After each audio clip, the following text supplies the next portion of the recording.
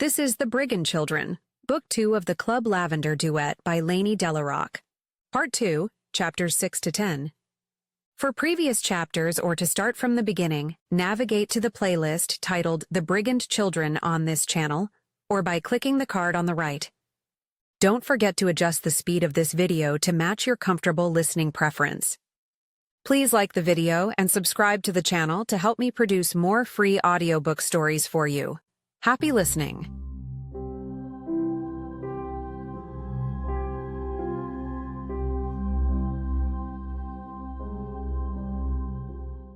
Chapter 6. Despite my mind projecting images of what could be happening to the other two missing girls right now, I eat the bagels Sophie has brought. We sit at a table in the lounge, muted lighting making me forget it is only morning. Her offering includes 4 bagels, 2 with salmon and cream cheese, and 2 with bacon and egg. I brew us some tea, and we chew without saying much, the odd word breaking the silence. I know she can tell something is off after the police visit, but we are hungry and need to fuel our bodies before we can tackle the rest of the day. I need to tell you something, we blurt out together after the last bagel is gone and the tea in our cups has gone tepid. You go first, Sophie says. I'm curious about her news but agree and tell her what the detectives visited me about. As before, I spare no detail with the exception of Carl's obsessive need to make me meet my father. I'm not ready for her to know what kind of family I'm from. What I was going to tell you might be even more important now. Oh no. More bad news? My stomach knots in expectation of something ominous. She chuckles, but the sound is awkward and devoid of humor. So, I want to preface this by saying I have a wild imagination. I know that. Your wild imagination gave birth to that weird British persona you called Adrienne Raven. And wasn't she magnificent? Sophie says in her bad British accent and takes the porcelain teacup in her fingers, her pinky extended out. She slurps the remaining tea. She's stalling. I urge her with my hands to talk. So, when I went to the moon garden last Friday, something felt off. Her voice is quiet, like she is telling a ghost story. I lean in closer. I decided it was because it had been some time since I'd been there. The air was, I don't know, different somehow. Usually there's a lot of chatter and people are joking, having fun. But last time it was quiet, and there was a lot of whispering and people hanging around, not really playing. I went to the changing area and overheard that there was a rumor of a change of ownership. Sound familiar? No way, I utter. Not because I don't believe her, but because I wish it's not Penelope's work. Has she jumped back on her feet so fast? Taking Lavender from me was easy. I trusted her. I married her. I shared my life with her. If it is her, what strings did she have to pull to get the moon garden under her control? I asked them where they'd heard it and they didn't want to tell me. Later in the evening, as I was coming down from my suspension, I thought I saw Kiara. A girl who looked like her passed by with a man leading her on a leash. If that's true, you've found one of our missing people. My voice is even. I'm trying not to get too excited about the lead, or too upset about the jester's relentless growth. A prickle of agitation starts under my skin. Too many coincidences are never coincidental. I'm not sure. I'm always a bit fuzzy with my vision and concentration after rope. When I was down, I walked around the place to see if I could find her, but there was no trace of her or the man. I thought I could have imagined them both, so I went to the barmaid and asked if she had seen them. She's usually very chatty and friendly, but that night she just said no and scowled at me. It was all very odd. So you think the jesters have jumped over to the moon garden? That they're doing the same thing as in Lavender? I think it's worth checking out. She pulls out her phone.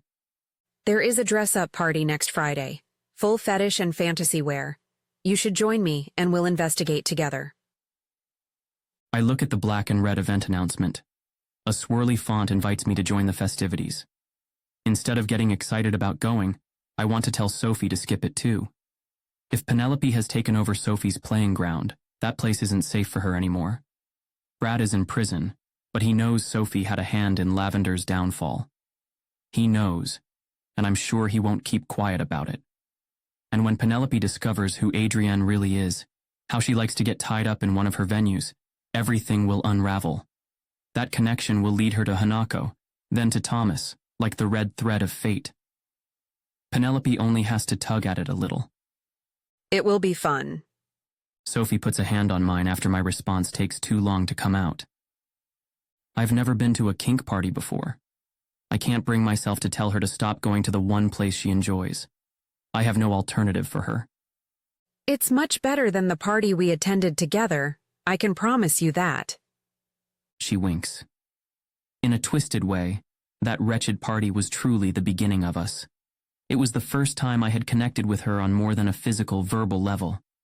I had felt her as an extension of myself, and had been in tune with her reactions and cravings.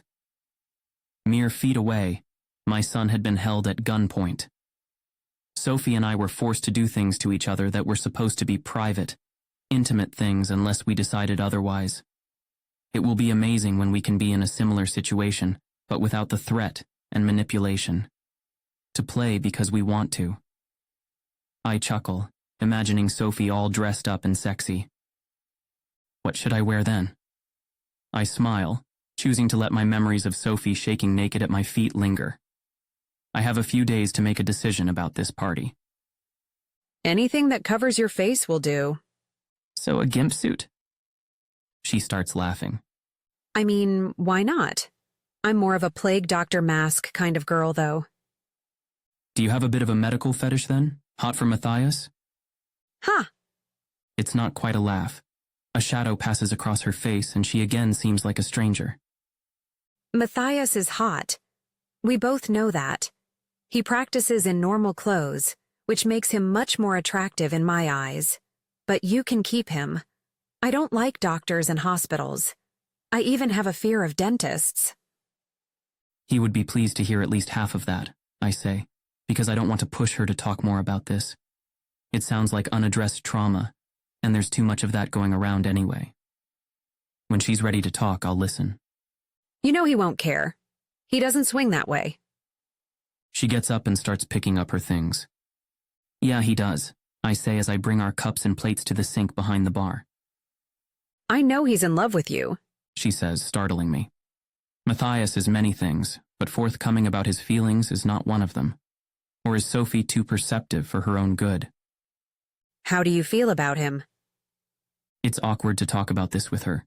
She knows how I feel about her, how attracted I am to her. Or at least I hope she knows. Is she insecure, wanting me to spell it out? I will do so if that will prevent misunderstandings further on. I love him as a friend, but unlike him, I only like women. He's going to make someone very happy one day if he gets over me. I can't provide him with what he needs. Sophie has finished putting all her clothes back on. In her full black again, she looks like a menacing shadow.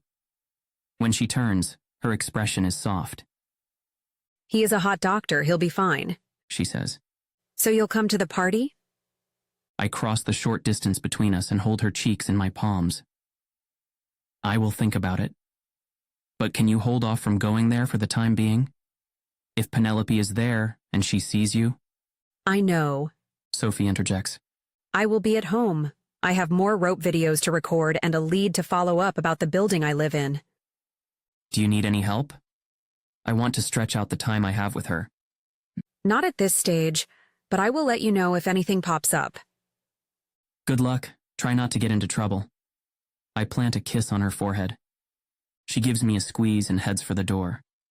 Oh, you better come to the Moon Garden party. Matthias and Hannah will be there. This surprises me, but she is gone before I can express it. Matthias and Hannah. Their names seem to be linked together a lot nowadays. It would be nice if there is something there, if Matthias is finally moving on. I flinch when my phone rings. It's Luna, my go-to allies when it comes to everything techie and covert. I pick up. Hello, Daddy. You wanted to speak to us? The voice on the other side is childish and honey-sweet. It's Lulu.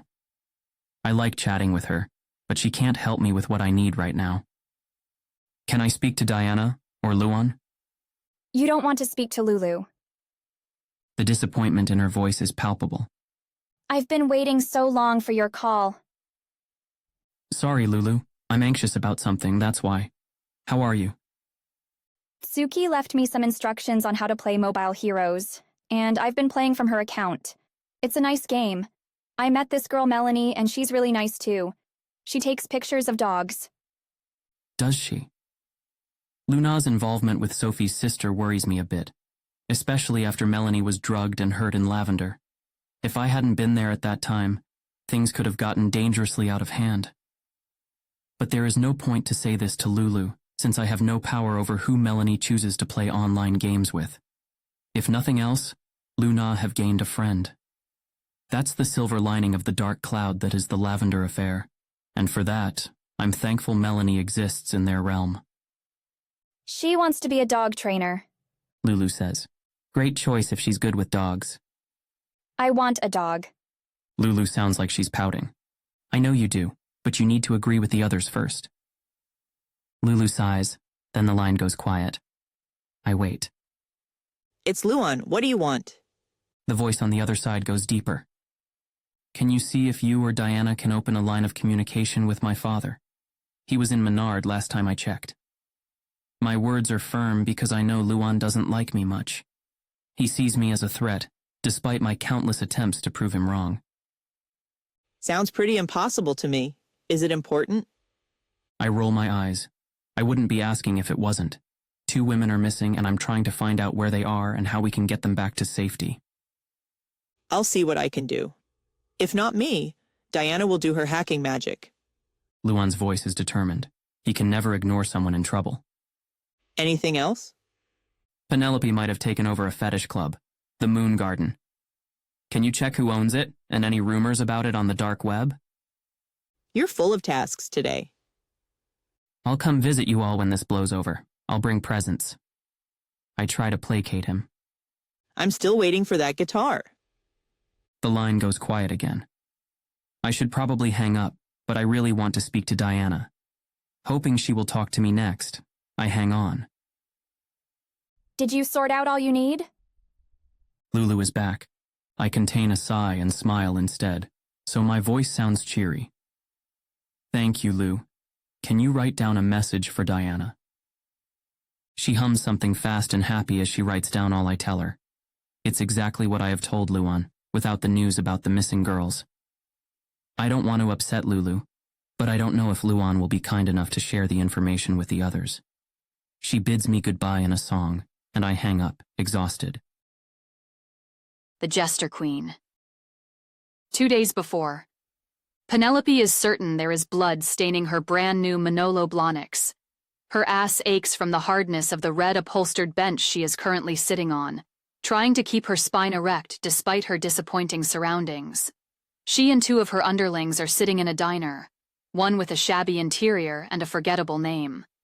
The whole booth probably cost the owners less than the shoes she's currently bleeding on. No matter.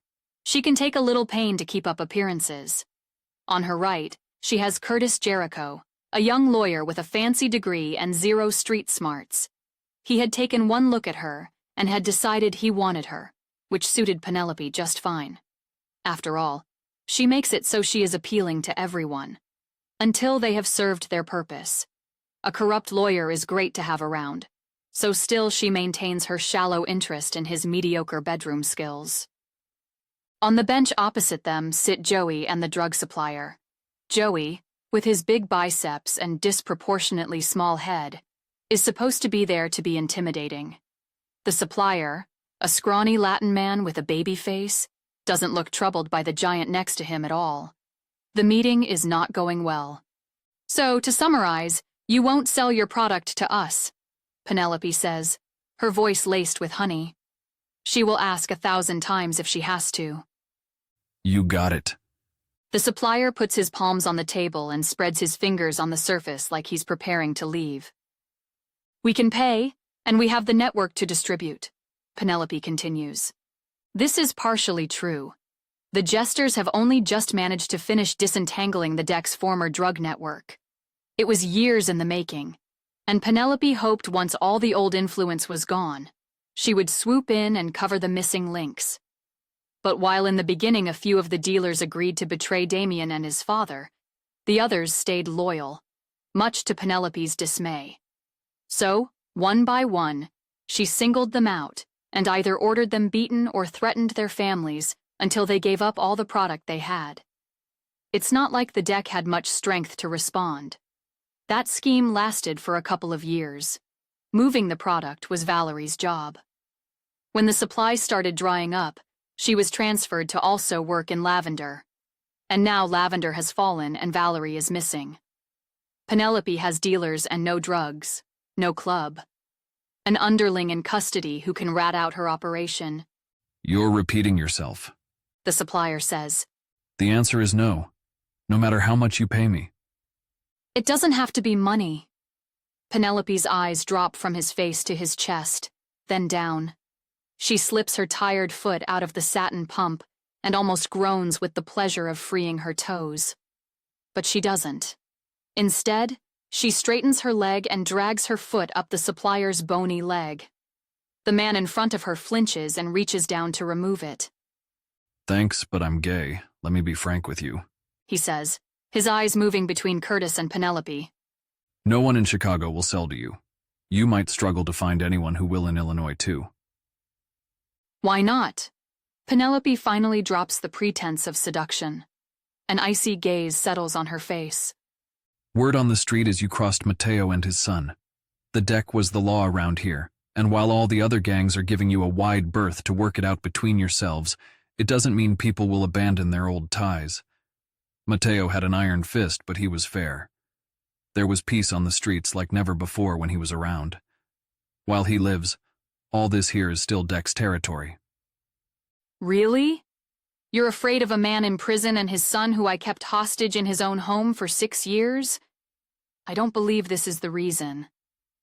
Penelope folds her arms in front of her chest. Believe what you will. The jesters have been here 2 minutes. Mateo Grey still has enough friends, and plenty of respect. Friends, the jesters have power. It's the new order. You will regret not being part of it. Her face screws up in an ugly grimace. Ever since Lavender fell, and half the clients left them, she's been trying to pick up the pieces. But with the police too close for comfort, with Brad in custody, a lot of jester members have gone MIA. She's been forced to do more and more recruitment drives, picking up any trash on the street that wants to be in a gang. Hey, no hard feelings.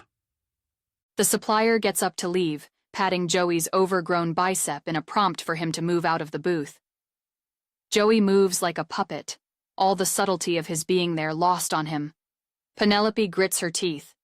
What can Mateo Grey do to you? Will he even know you sold anything to us? Curtis speaks probably after realizing Penelope's anger has reached a boiling point.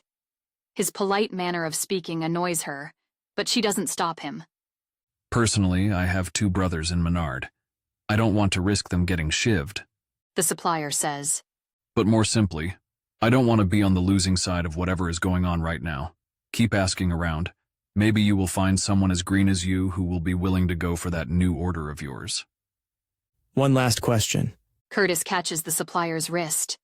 The man looks at Curtis's fingers and raises a brow. He releases him. You won't sell to us, but you will sell to Damien Grey. It's unfair. I won't sell to either you or Mr. Grey. We know you do. Your product was on his dealers, Penelope says. Her lower jaw juts forward as the words tumble between her teeth.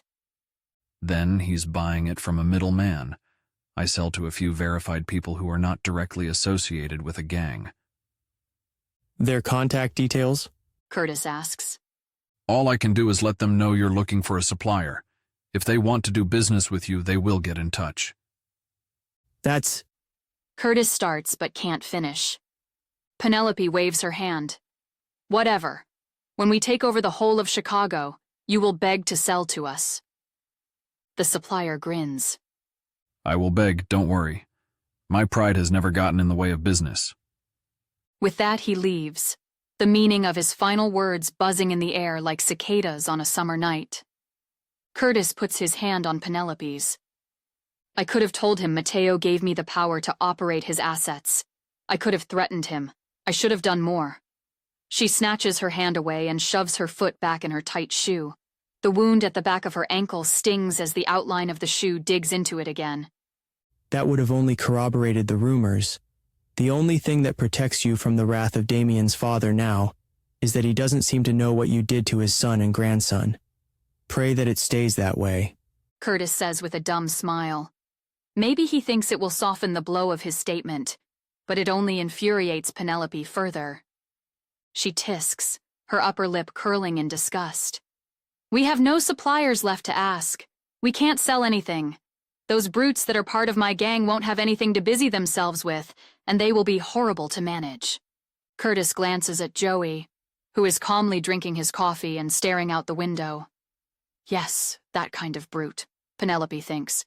He's not even useful half the time. We still have the other part of our growth strategy to pursue, Curtis replies. The only thing remaining is to settle down so we can operate Lavender 2.0 properly. Penelope narrows her eyes. From today's conversation, I can tell Damien and Mateo are still ruining our plans. It's time we sent a clear message that they should retire once and for all. But Curtis sounds afraid. Penelope sometimes forgets that this life is still foreign to him, despite being by her side for over a year. The girls are still in the compound, right? Bring one of the twins to my office after you get back. aren't you going back? Penelope smiles. I am, but I'm going to visit someone first. Our scared supplier gave me an idea about how to deal with Mateo.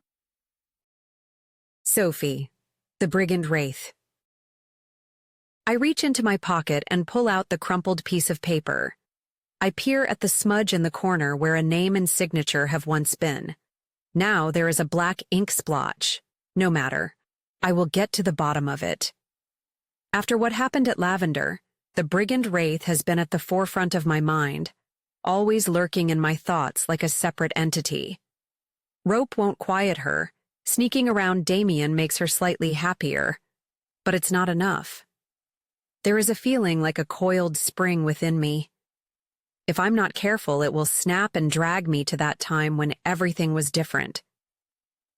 When I got the mail a couple of days ago, there was a flyer advertising the services of a property law firm. In the heat of a moment where I was itching to do something, I booked an appointment. The Brigand Wraith bristled at that, but I shut her up. I need to get my building back somehow. This will be a private journey, hopefully ending in my two selves finally melding properly, and me getting a property that will secure our financial future. Today I have to convince myself to get in the car and drive. Why did I make this booking? When has the law been helpful to me? When I reach my destination, a small shiver starts at the base of my spine and runs up like a jolt of electricity, making the hairs at the nape of my neck stand up. I take a deep breath. It's a lawyer's office, but there's nothing to fear. I'm here of my own volition. I lock the car and look up. The glass structure in front of me scrapes the sky. Feeling small and somewhat subdued, I take the elevator to the 17th floor. Chicago's cityscape unravels before my eyes, and I bury my gaze in a clump of orderly houses far away. There wouldn't be a way for the lawyer to tell the building was gang property, right? When the elevator doors open, I'm faced with a clean, sleek reality. The Brigand Wraith and the law have never met before. I shuffle out, unsure where to go. People walk by, paying no attention to the lost expression on my face. They seem to know how to behave and walk with purpose, their spines straight like thick bamboo canes. I take my phone out and check my appointment details. The action feels awkward, like going to a classical concert and clapping between the movements. I look around and see a young man heading my way, smiling. His brown curls bob with his steps, adding to his boyish looks. He's in a gray suit with a pink shirt under his blazer and a purple tie. Probably an assistant or a secretary. Sophie Taylor? His voice is much higher than I expect. When he stops in front of me, I look up. He is tall and lanky. My stomach twists with anxiety. It would be stupid to back down now. I pull the Brigand Wraith to the back of my mind and nod. The young man takes me along glass walls and through glass doors until we reach a small room at the back of the massive office space. I'm disappointed the table is wooden and the chairs plastic. It's all modern and polished, but it's not glass. I would have been entertained if everything was glass. Another man walks in, rotund, red-faced, and much older. He must be Chief's age, I estimate, as he sits down and opens a thin MacBook. Nice to meet you, Miss Taylor. I'm Jerry Jericho. In your inquiry, you said you had some questions about property law? I nod and take out the deed I found in Lavender's safe. Embarrassed by its state, I smooth it with my palms. Jerry Jericho smiles at me and extends his hand. I let him pick up the document and endure a few moments of silence as he studies it. I can see your name is here. You have not signed it, however, and I can't verify the signature of the person transferring ownership to you. The easiest way to fix this would be for a new copy to be drafted and have the two parties sign. Then I can notarize it, and you'll have your property sorted out. That's what I thought, I begin.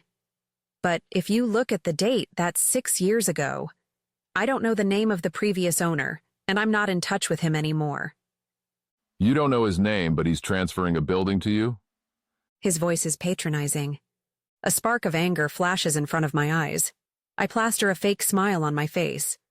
It was a long time ago, and I wasn't in a good place. My memories of that time are fuzzy, and I'm bad with names. It is a lie, of course, but I don't see why I have to defend myself in front of him. He is only here to advise. Jerry Jericho shakes his head. I will look up the address and gather some information on the current owner. Maybe you'll be lucky, and we'll get you both in touch to complete the transfer. He tilts his lips upward in an attempt of a smile. His eyes remain the same, lined with suspicion. If he can remember who you are, that is. And if he still wants to give up his property. Thank you, I reply, not rising to the challenge in his voice. I lean over the wooden table to take the deed back. I'll need this to double-check a few things. Jerry's fingers are tight around one of its frayed edges. I'll email you a picture. This stays with me. It's mine, after all. He lets go of the page and I snatch it, feeling like a petty child. A sliver of doubt weasels its way into my mind. Am I making a mistake by doing this the lawful way? Should I have done more research on lawyers before jumping on the first one I saw? Should I have kept the document hidden until I had a chance to question Penelope about it? About why my deed was in that safe and where the man is who signed it? The brigand wraith doesn't forget names. I remember the face of Chief's friend who helped me on that horrible day. I remember how he patted my shoulder and told me to stay safe. But the name I remember, I can't say to Jerry Jericho. I can't read it on a document and can't do a web search for it. Because it's not really a name, it's a title. I know him as the leader of the deck, and nothing more. Chapter 7. It's Wednesday evening. I'm itching to go out, but there's nothing to do outside. Matthias is tinkering with something in his house, Tanya is working, and Luna are hopefully organizing a meetup with my father. Waiting makes me feel useless and trapped. So I dial Sophie's number. Her voice will distract me from my thoughts.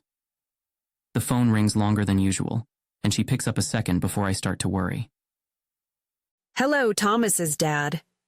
Her voice is animated. The boom of explosions and laughter echo in the background. Oh, hi. You watching a movie? I can call later. An unreasonable feeling to abandon Lavender and go to them rises within me. When was the last time I did something so normal, like spend a night in without worrying about being found out, without the fear that Thomas will suffer because of my indulgence? Yeah. Lainey and Thomas have been raving about this superhero movie. Hey, can you pause it? I want to watch it too. There's mumbling behind her and the noises stop. It's about this kid who turns into an adult with superpowers. She finishes, her tone still carrying the sound of a smile. Do you want to speak to Thomas?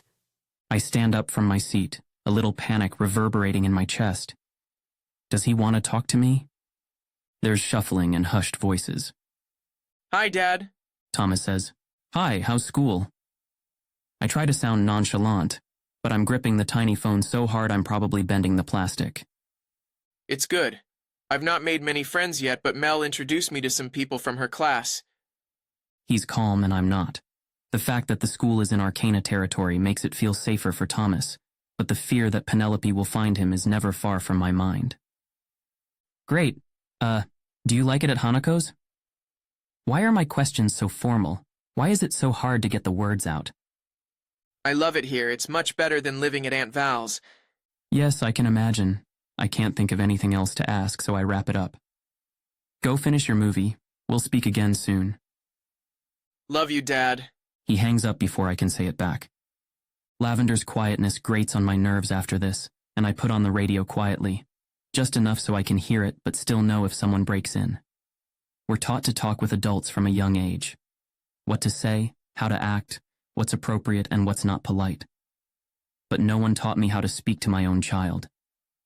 I was robbed of the chance to learn it when he was taken away from me. And now, I love him, and he is safe. But it's awkward. Gone are the times when we were painting walls and chasing each other in corridors. I don't know what makes him laugh anymore, what touches his heart, what motivates him. I don't know if he cares about me or if it's too late now, his independence forced on him by his mother's cruel ways. Before I can wallow too much, my phone rings, violently vibrating on the table I discarded it on. I assume it's Sophie or Thomas, so I rack my brain for more everyday questions I can ask. When I see it's Luna, my shoulders relax and I can breathe again, the anxiety easing. It's Diana. Can you talk? Yes, I'm listening. My voice is steady now, purposeful. First things first. I couldn't find a way to get you in touch with your father. The security is too tight, and while I can hack their systems, I don't know how to make sure you and your father are at both ends of the connection at the same time. I sigh. I had hoped there would be an easy way to do this. What's the alternative? Someone has to go visit. No one has in a while, according to records, so it's worth a try. Maybe he'll be happy to see a face from the past. Well, it won't be my face. The moment I step into that prison, I will be issued a uniform and taken in. Very dramatic. Diana remarks dryly. Matthias or Tanya will be a better choice. The Wraith if you trust her enough. I could also technically go, but you know I'll find it extremely difficult. You've already helped enough. I scratch my head. It will have to be Matthias. Tanya is worried sick about the missing girls. No need to put her through this too. And I definitely don't want Sophie to experience meeting my father. I'm not ready to come out with the ugliness that is my family history yet. You're the boss, though you might be surprised. There's the loud clattering of computer keys. I've put his name down for Saturday. He's gonna be thrilled, I mutter under my breath, already dreading the conversation. Right. The next thing you asked me to check is not great news either. You've been bringing nothing but bad news. The days of the Silk Road are gone. The days of the Silk Road are gone. She echoes through vigorous scrolling. The Moon Garden has very recently been bought by someone called Curtis Jericho. The name is unfamiliar to me. Any ties you could find to Penelope? He's not been known to the police yet. He's clean as far as official records go. But I found him on Instagram and ran his face through the recognition software. He was caught on a CCTV camera talking to the guys you beat up last week. It could be a coincidence, I say, but I know it's unlikely. I would go check out the Moon Garden if I were you, but covertly. There's a high chance there are jesters around even if they don't own the place outright. I know. I'm arranging it as we speak. All right. Anything else? Do you have something techie that will help me monitor the situation? I want to be able to support Matthias when he goes to visit dear old dad. Short silence again. Something is up, and Diana is not telling me. I open my mouth to speak again, but she talks first. I will send you some new equipment. What's going on? I ask when she offers nothing more. There's a pause. I'm sure she's considering how much to tell me. We're running low on money. I've been moving some product, but nothing close to our previous operation. I can't do it on my own. Also, it's difficult to compete with the other crap that's going around. I swallow hard. This conversation is well overdue, but I had hoped for more time. I know. Penelope is causing trouble on all fronts. We still keeping the suppliers on our side? Yes. But bribing them and throwing Mateo's name here and there will only get us so far.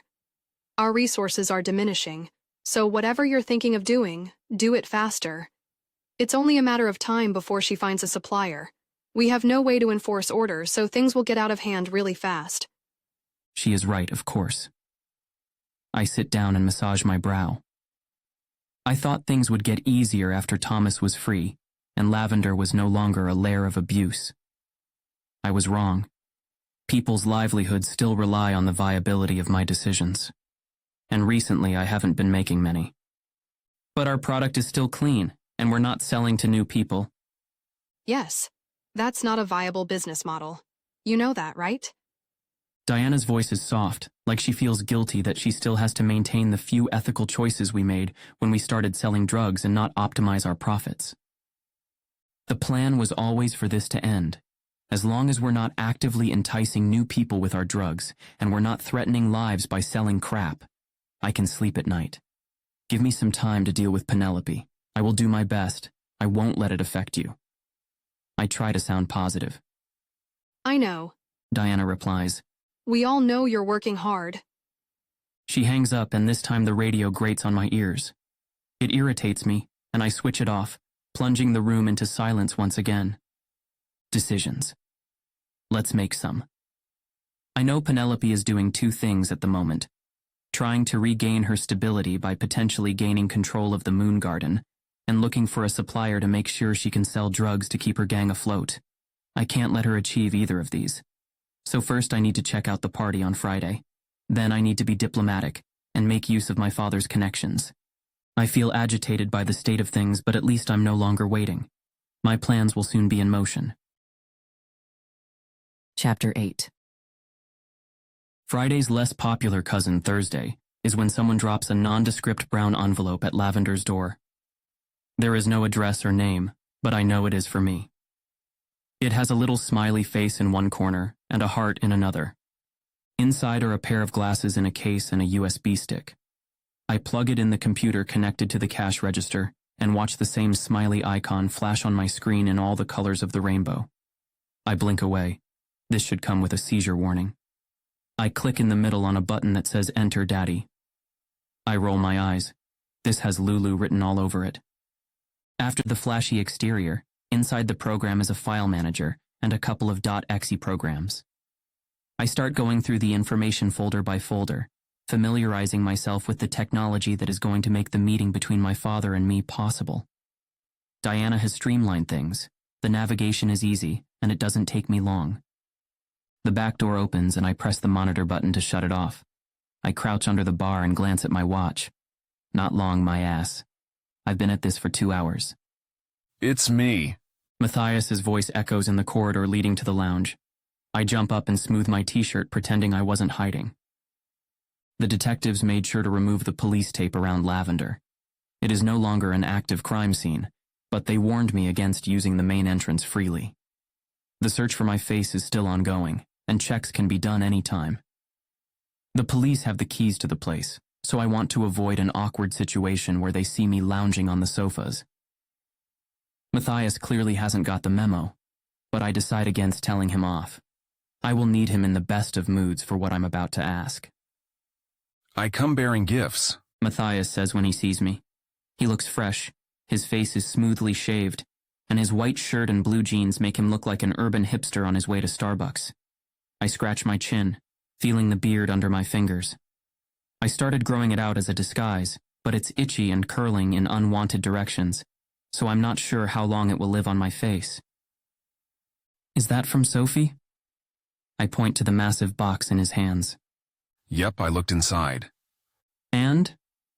She clearly has a thing for spikes. It's not latex? It's leather, I think. Matthias pops the lid off. And not a lot of it. Relief washes over me. The thought of having to powder or oil myself to be able to get into my costume and then potentially have to fight in it squeezing my whole body is uneasy. Leather is probably fine. Probably. I like it when women dress up but never developed an appreciation for doing it myself. I think I look the best naked. I take the box and put it on one of the tables gently, like it contains a bomb. Oh, come on, it's just some pants, a harness, and a mask. You look like you're going to a funeral. I don't feel confident in fetish clubs, I admit. Really? Matthias swings his arms around, his eyebrows raised.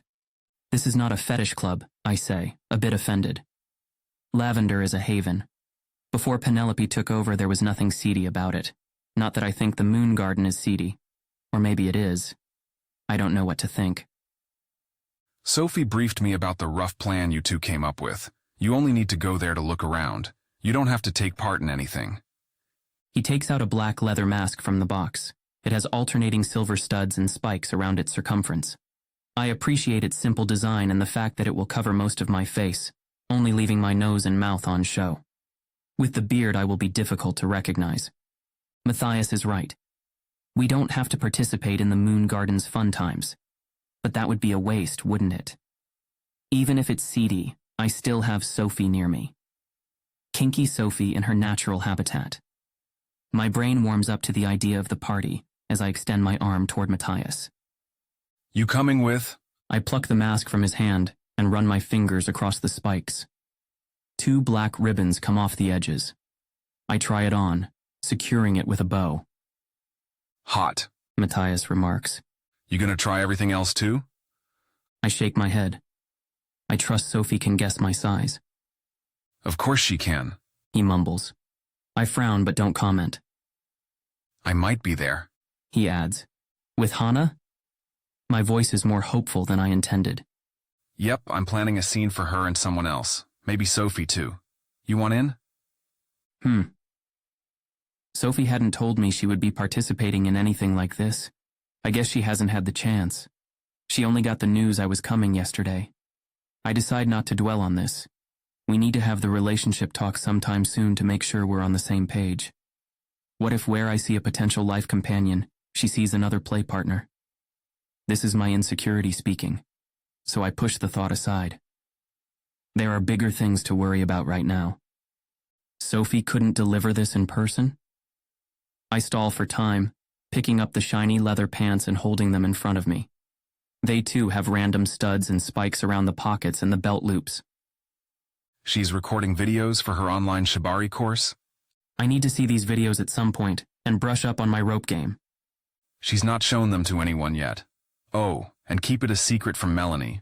I'm pretty sure she's got an idea her sister's up to something, but Sophie will tell her when she's ready. Do you see me casually bringing up kink in a conversation with Melanie? We haven't even met properly. I'm just saying. Matthias gets up to leave. He raises an eyebrow when I place the leather pants in front of my hips, looking at the tight band at the waist. As much as I want to force you to try this whole ensemble on, I need to get going. Before you go, I start, dreading my next words. I need to ask you something. He pulls a chair as he watches me stuff all the leather things back in the box and set it down. I received this from Luna. I pick up the brown envelope. For the party tomorrow? It's connected to rescuing the girls, but it's a side mission for you. I smile meekly, and Matthias's face lights up with curiosity. I need you to visit my father in prison and ask him to help us out. His features drop the second my father is mentioned. One corner of his mouth twitches with distaste, and his gaze slips to one side, his expression settling into a glare. It's not directed at me, but it still hurts. I swallow to ease the dryness of my throat, but the lump of embarrassment remains lodged there. Do I have a say in this, or is it an order? His tone is clipped. I was hoping you wouldn't mind going, but if it comes to it, it's an order. It's a harsh thing to say. I hate myself for it. So I quickly add, I'm willing to trade for it, though. A favor for a favor. When? Saturday after the party. I need to get things moving before we all suffer the consequences of my inactivity. For the record, I don't want to go. It's rare for Matthias to speak up like this. You know I would never ask you to do this if there was anyone else who could do it. I would have done it myself if my face wasn't on every screen outside. He stays silent, refusing to meet my eyes. I can't ask the detectives to do it. Sophie doesn't have the background, and Tanya, I pause, unsure how to proceed, is too close to this. She might lose her temper before we get anything useful out of him. And I'm not too close? He huffs a bitter laugh. I'm a fully qualified pediatrics anesthesiologist who is now forced to practice underground. If I practice at all. The past few years I've been stitching you up and tinkering with metal to quieten my mind. He ruined me. He went out of his way to destroy my life. Your license can be reinstated if we manage to coax the truth out of him. Doesn't matter, He whispers. My career is over. Just for 20 minutes, Matthias, please. I never beg. When the word please slips from my mouth, it is less painful than I had imagined. I find it laced with shame and regret and trust. His blue eyes flick to meet mine. A long pause. Fine, but if he starts dwelling on our past, I'm out of there. I will steer the conversation. I hand him the small box with the glasses. Military issue, with bone conduction headphones and a camera on each side and in the middle. Fancy. He takes it, finally something different from misery passing across his face. If I had a pair of these back then, I wouldn't have been convicted. The important thing is he's in jail, paying for what he did to you, what he did to all of us. A weak argument, but I can't think of anything else. In a twisted way, I'm exactly like my father, a husk of my past self, and in a jail of my making. Matthias shakes his head, picks up the glasses, and gets up. Send my regards to Luna. He turns to leave. I'm sure they're listening to us anyway, I say in an attempt to ease the tension. He slams the door on his way out. I wonder if he would hate me if he didn't love me. Chapter 9. The darkness creeps over Chicago in a slow trawl, street by street, lighting the outside lamps in its wake. With it, I leave Lavender with a bag full of rope and stride toward the moon garden. It's close enough. No more than 15 minutes of brisk walking away. The area is full of people. A Friday night brings out even the shyest of nightclub goers, charming them with a promise of forgetting work and life troubles by drink number 3. Nursing the usual hangover on a Saturday morning, they regret everything. Until the next Friday. When I get there, I'm shivering in my hoodie, the few straps of the leather harness Sophie chose for me failing to retain any warmth. And if there is something more persistent than Chicago crime, it's Chicago winters. It's springtime, but I don't feel it. My breath comes out in white mist in front of my face, and I snuggle into my scarf to keep at least some of my body heat. In the meantime, I'm sweating behind my knees. Sophie is waiting in front of a big black door, and instead of feeling like a sexy beast, I feel like an unevenly cooked microwave meal. Hey! I flash her my most convincing smile while I try to keep my teeth from chattering. Right on time. She winks. Her strawberry blonde hair falls straight down over her thick wool coat. A big purse lies near her muddy trainers. No high heels? I'll be barefoot. She bends over to rummage in the bag and pulls 2 platinum membership cards. She hands me one with a proud smile. The Moon Garden, a place to release your grip on reality. I shiver, almost dropping it. Don't they check ID? They check the cards. I got this from a friend who is not coming tonight. A friend who looks like me? Not really. She smiles. But once you've got your mask on, no one checks who's under it. Great security. Hey, it's our friendly neighborhood fetish venue. She pulls out something black and fluffy from her bag. It's not a posh sex club. It's not exclusive, and it's not meant to be. I don't like the sound of that. It means that Penelope and the jesters will have a much easier time planting themselves here. She might have lost the rich clients of Lavender, but there's plenty to be earned from the desires of common people. Plenty to exploit and plenty to destroy. Sophie puts the fluffy thing on. It's something between a cat mask and bunny ears. I take my own mask out of my pocket, pull my hoodie down, and fumble with the ties behind my head, my fingers frozen. She walks around me and taps my shoulder. I drop into a squat. Geez, you're cold. Do you not have a coat? Her deft fingers make quick work of the mask's ties. The last time we'd been in a similar situation, I was a hostage, and she, a stranger with rigger skills. I wasn't joking when I told you Penelope burned my clothes. I chuckle, but my teeth chatter. She pushes me toward the entrance, a frown on her face. I had hoped you were. She shakes her head. Imagine if we fail this whole thing because you got a cold. I don't get colds that easily, I say with a smirk. Sophie is unconvinced, my shivering proving way more telling. A bouncer at the door checks our membership cards, taps a few times on an iPad, and waves us through. Before we enter the actual club, Sophie pulls me to the side in a little corridor. The sign reads, Cloakroom and Lockers. What I see is more of a communal cupboard with hangers and numbers, a free-for-all. How does anyone keep their belongings safe in this place? Sophie shuffles out of her coat without a second thought, humming as she slips it onto a coat hanger. Distracted, I forget all about taking my hoodie off. She is dressed like a bunny, a little black onesie with a hidden garter and stockings attached to it. A tiny red bow tie on a white collar and white cuffs. All the nice things about shirts without any of the covering bits. I smile. When she turns to hang her coat on a rail, my eyes slip to her white fluffy tail which bobs with her every move. You should have gotten me a wolf mask, I rasp. Bunnies like men in leather too, she says with a wink. She steps toward me, and her fingers drag the zipper of my hoodie down. The sound echoes, tantalizing in its drawn-out slowness. She pushes the hoodie back, revealing my chest. Her appreciative face mirrors mine as she stands on tiptoes and lets her lips brush mine. I pull her close, her body scorching against my icy skin. She shivers in my arms, and the corners of my lips quirk up as I lean to kiss her. Woo! Someone shouts. I turn instantly, pushing Sophie behind me, on high alert. The hallway is empty. Then I see a scantily clad woman, then a man in a suit. I watch a bit longer, my eyes darting. People pass the cloakroom on the way to the heart of the club, some waving, some not sparing us a glance. Relax. Sophie's fingers trail the muscles of my back, sending a quiver down my spine that has nothing to do with the weather outside. I want to have fun, I start. But we're not here to have fun. We need to keep our eyes open.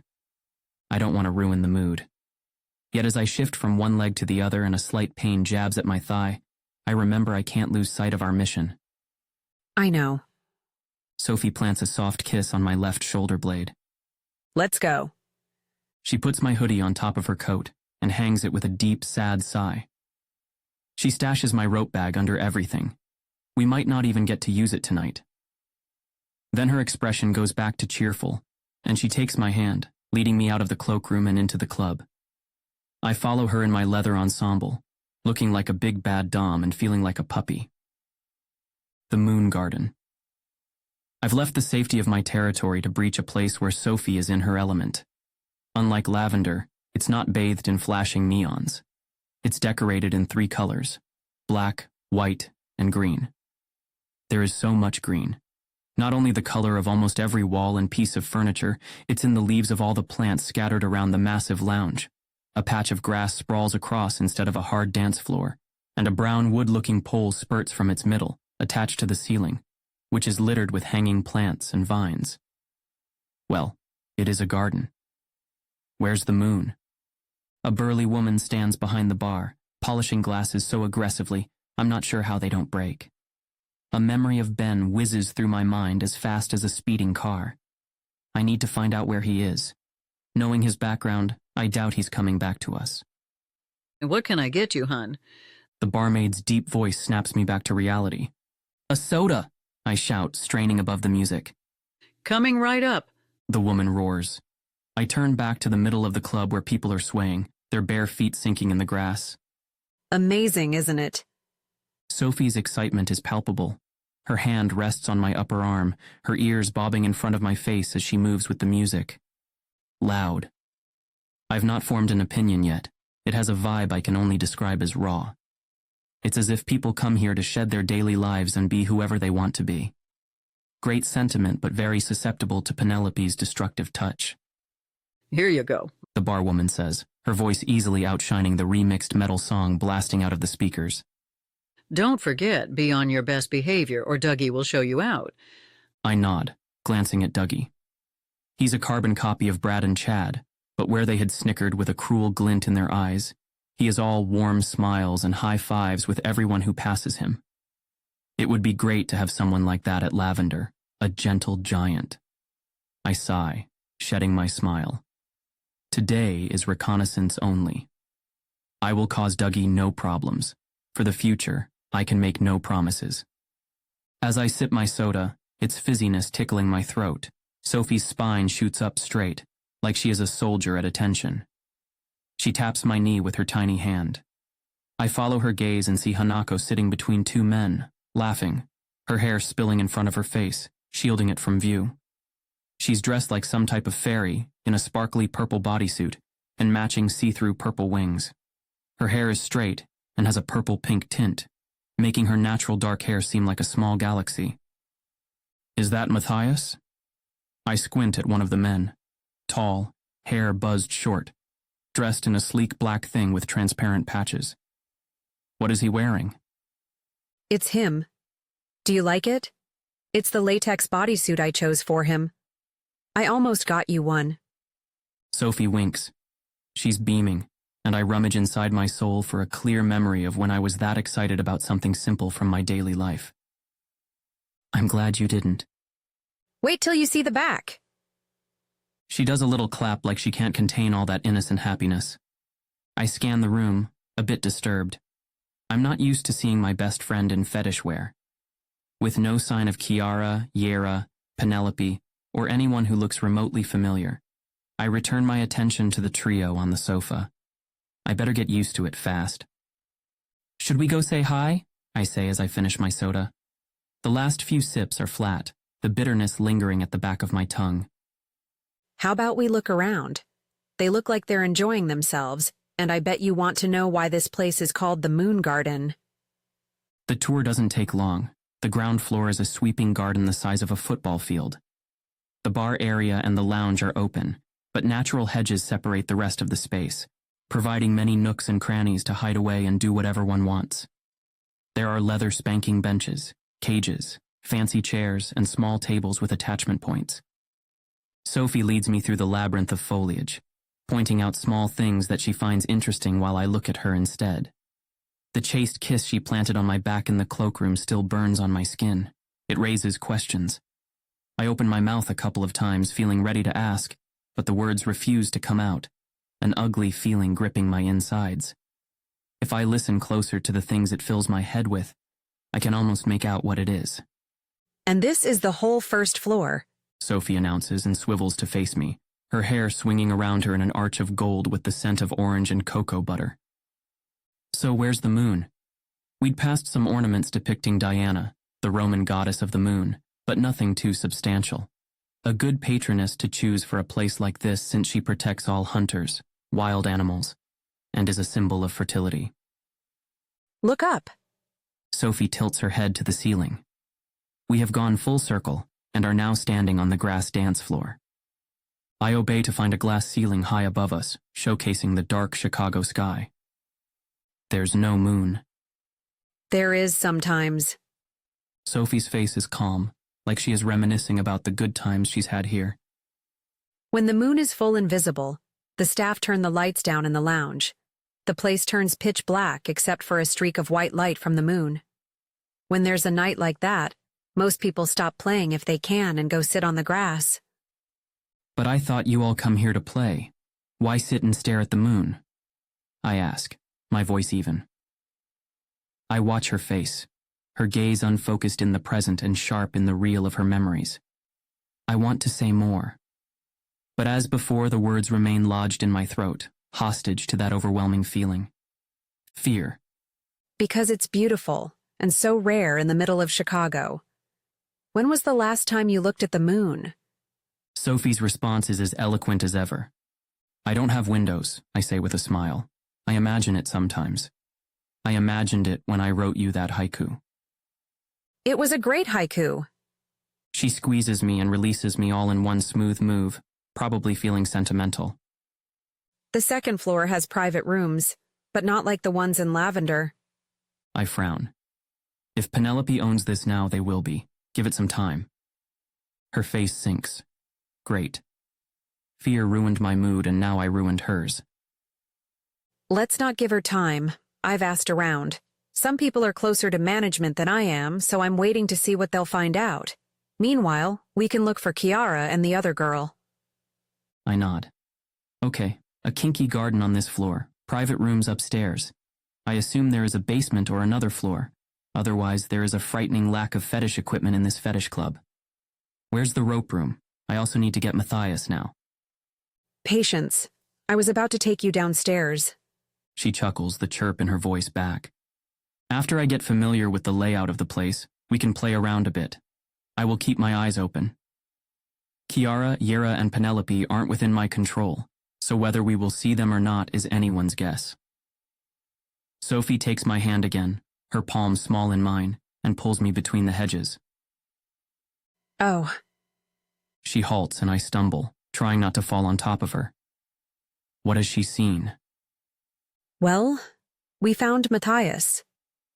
I follow her gaze, 3 people on a bench. Foliage is all around them. It's as if they're retreating into the garden itself for more privacy. The leaves around them shuffle with their sensual movements. I squint and huff a little laugh. Matthias is deep kissing Hanako, one hand tangled in her hair, pushing her face to his, the other rubbing her partner's crotch. Chapter 10. I lean on a vined partition, observing Sophie and the trio. Something is happening in her head. She looks like a computer struggling to load a program. Frozen in her place, in her bunny outfit, she is cute. Her personality rarely lends itself to that description.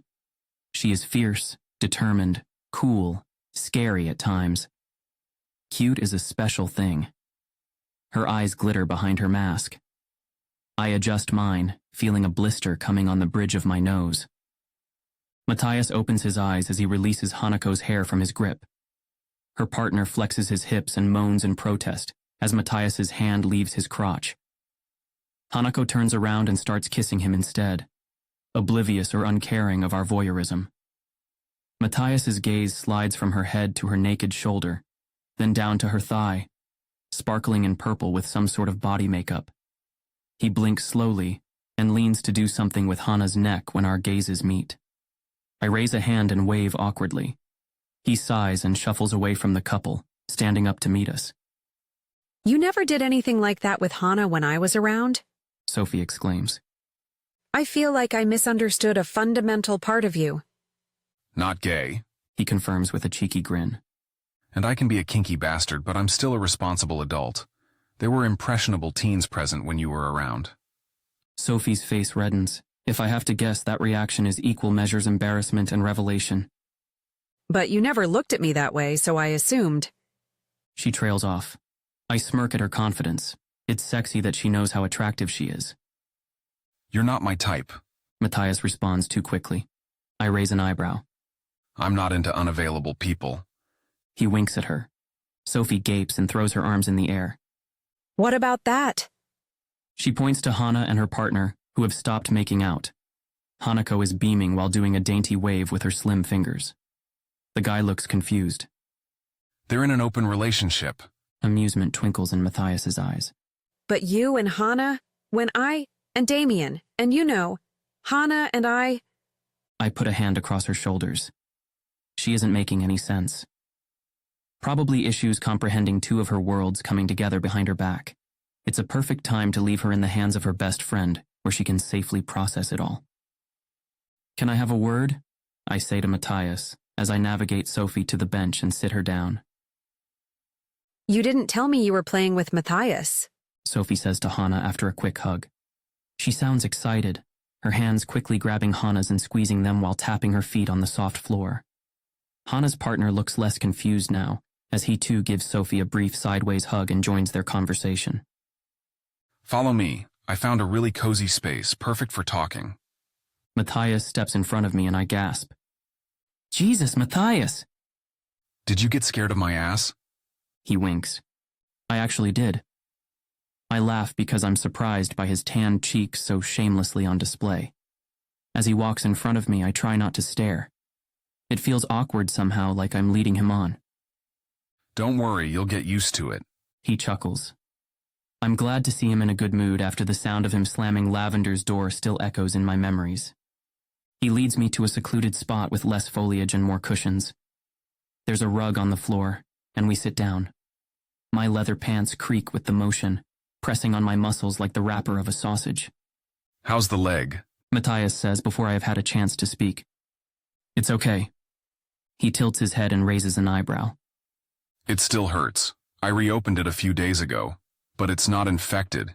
It's healing.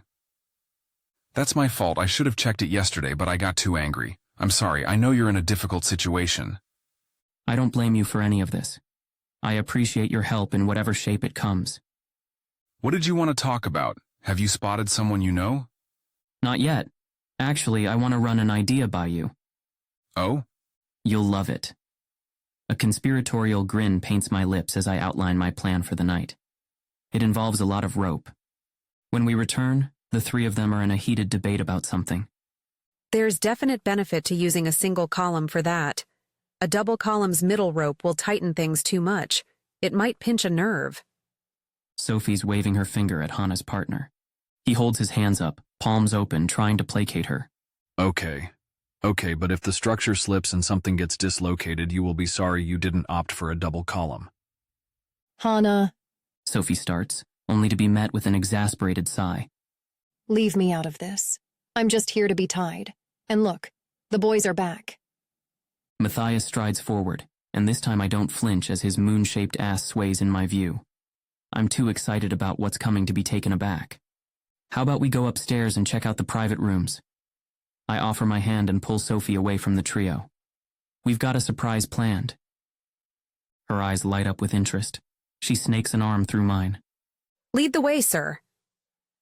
Matthias lingers behind, talking with Hannah and her partner.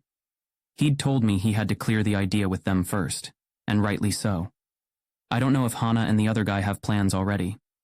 It would be unfortunate if they do, but we can wait. The whole night is ahead of us. Sophie and I navigate between real and plastic foliage and all the shades of green nature can produce.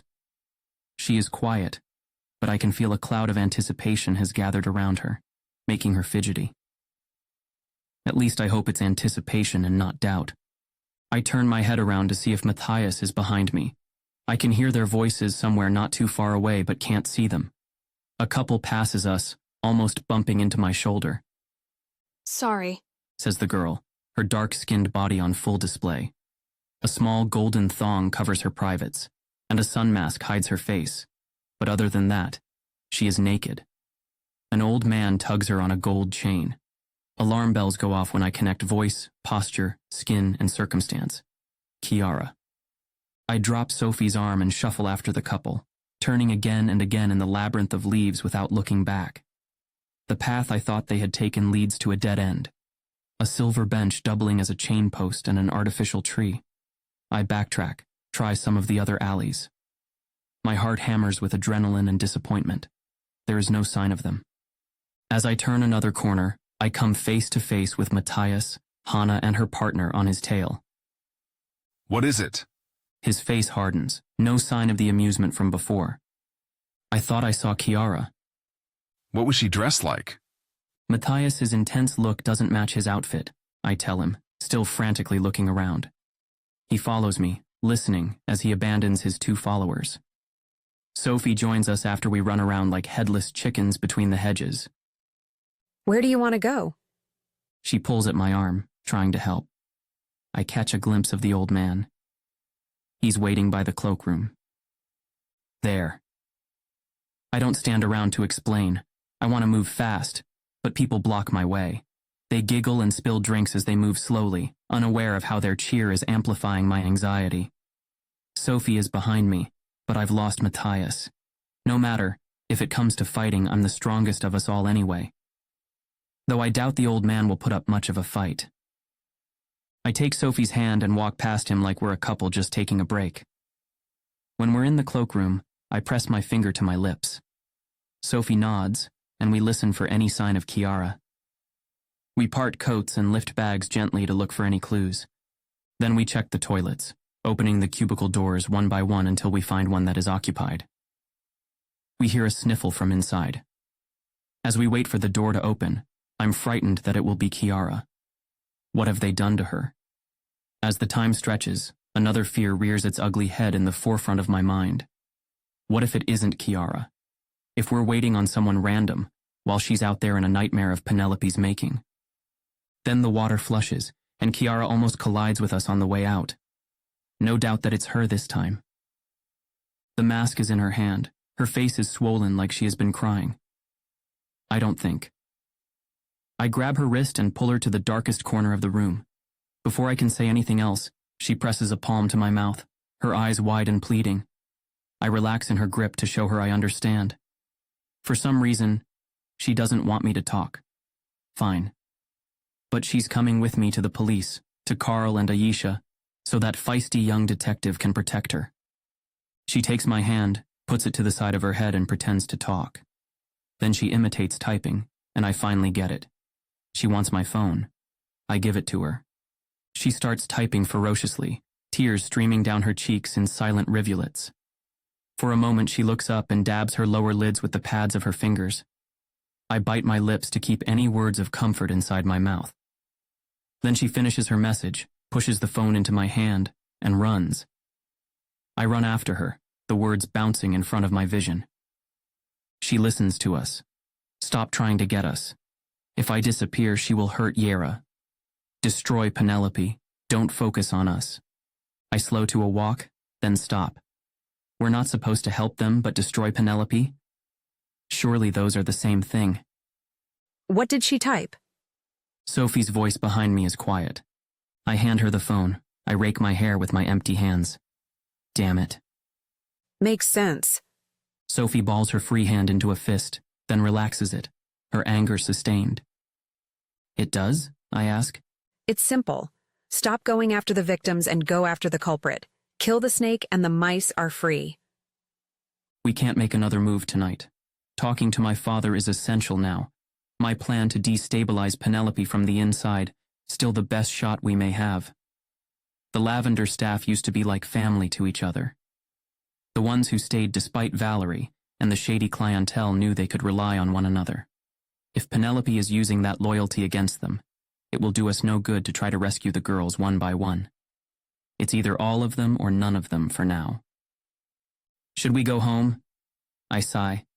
Do you want to go? I'm not sure. I think about how excited Matthias was, how Sophie's face lit up as she was talking about all the little places in the moon garden. No, there's no point in returning to Lavender only to overthink the predicament we have found ourselves in. Tomorrow will come, no matter how we spend this evening.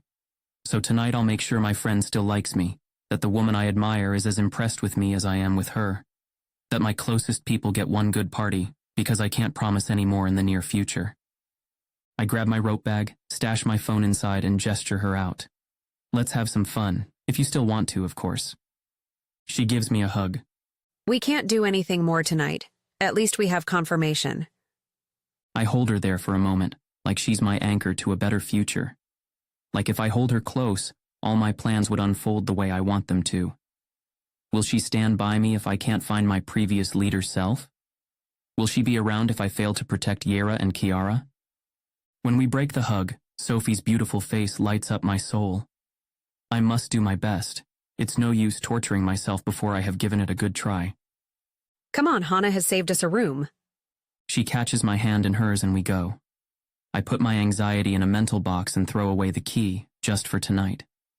The room Sophie leads us to is a small replica of a bedroom. There's a double bed with a fluffy pink cover and 2 wicker chairs around a similar table. A selection of canes is displayed on the table.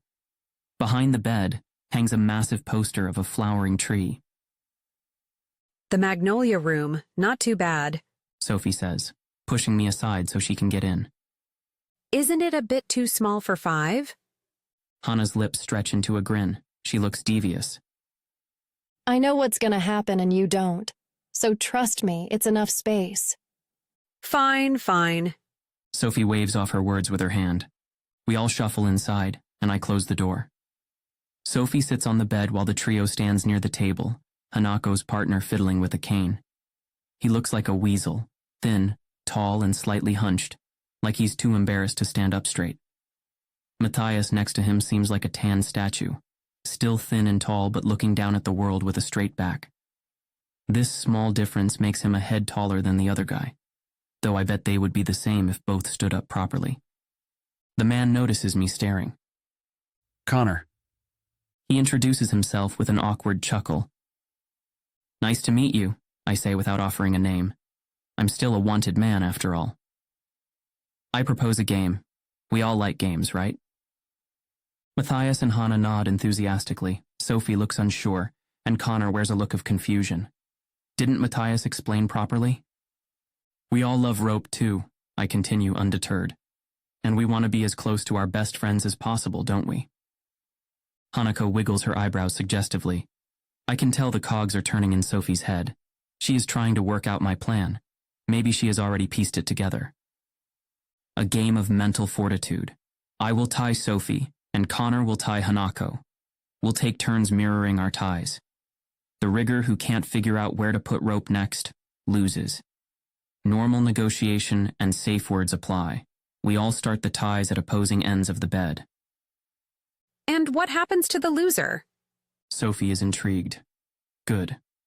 We're not close enough to continue the kinky games further, so whoever loses will buy everyone else a round of drinks. This includes our observer, Matthias, who will make sure there is no foul play involved. If a safe word is spoken, the game ends in a tie and everyone buys their own drinks. Connor whistles. One hell of a wager. The drinks downstairs are expensive as f***. Even better, it will make us play to win. So all in? Matthias claps his hands and plops himself on one of the wicker chairs. I imagine it imprinting on his bare ass and shoot him an awkward smile. He gives me a thumbs up. I will play if Connor is still happy to do it, Hanako says.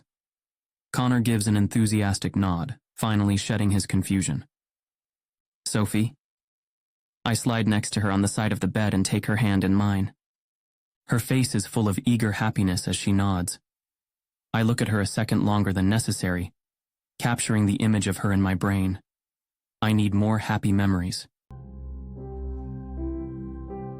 This was part 2 of The Brigand Children, book 2 of the Club Lavender Duet by Lainey Delaroque.